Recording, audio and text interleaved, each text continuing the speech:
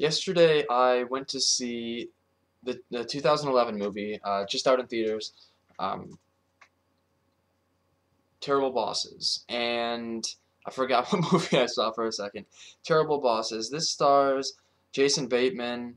I don't remember the other. I don't know the other two leads' names, but I know that in terms of supporting actors or supporting roles in the Terrible Boss roles, there was Kevin Spacey, Colin Farrell, and um, Jennifer Aniston. Basically, this movie, if you don't know, is about the three main leads, um, Jason Bateman and his two friends, who have these jobs that they, or have bosses that they really despise immensely. And the bosses are terrible people and they treat them, like garbage. And so it comes to they're out drinking. It comes down to a point where they jokingly talk about killing their bosses, but then they sort of start to think about it, and then they think, well, maybe we can actually get away with this. So basically, the movie is them sort of trying to come up with these inventive ways to kill each other's bosses while making it look like an accident. And once again, as I say all the time, hilarity ensues, and they run into all these problems, and that's pretty much the movie, the extent of the plot. Now, to me, this movie was pretty good. I actually thought that it was a little bit better than what I was anticipating. I'm not like a huge fan of the kind of contemporary screwball comedy, if you will, like gross out, kind of obscene screwball comedy. But I thought that this did a pretty good job. I thought that it was like on par with The Hangover, and I kind of thought that it was directed at kind of the Hangover-esque crowd. The three leads were all pretty funny. I thought that he's usually funny, but he was also funny in this. And the other two, there's this squealy guy. I don't remember his name, but he was probably the funniest of the bunch. But they all had their scenes. In terms of the bosses, I thought that the bosses were actually pretty funny too.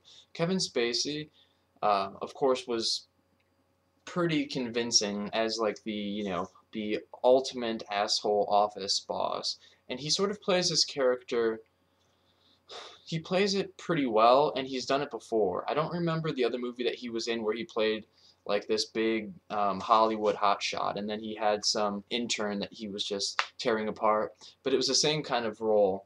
I wish I could remember the name of that movie, but oh well. Colin Farrell plays like this coked out drug addict, sex addict type of guy. He's completely ridiculous in every way imaginable, but he's also pretty funny. He has his moments. I would say. I mean, I thought that perhaps he was a bit over the top at times, but overall he was pretty decent. Jennifer Aniston also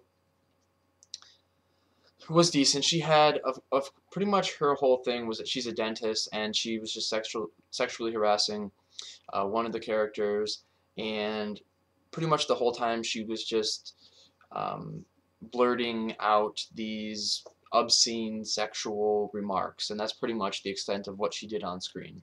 And of course, tried to look hot, but there's something about Jennifer Aniston that just sort of puts me off. So I don't know. Um, Everyone was raving about, oh, Jennifer Aniston is so hot, but I don't know. No comment on that, I guess. In terms of things that I didn't really like about it, I thought that the first like half hour was probably the best part of the movie. Once they actually decided to kill their bosses, um, and then they kind of went through the whole reasoning behind it, and they went through all the ideas, and they did the thing where they were going around to each other's bosses' houses trying to find out information to see how they could kill them. That wasn't. It started to go downhill there, like in the last quarter, the last even the last half, really.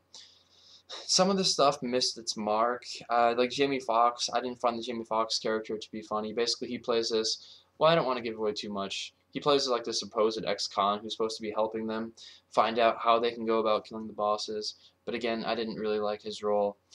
Uh, and overall, I mean, you've seen pretty much all this stuff before. It doesn't really bring anything new to the table. I would say it kind of stays with, I don't know, the same format that a lot of the contemporary comedies have. It sort of had some interesting things to say about, I think, I mean, like the current state of the economy and sort of how absurd the job market is, and also just things about, I guess, just forming a career in general.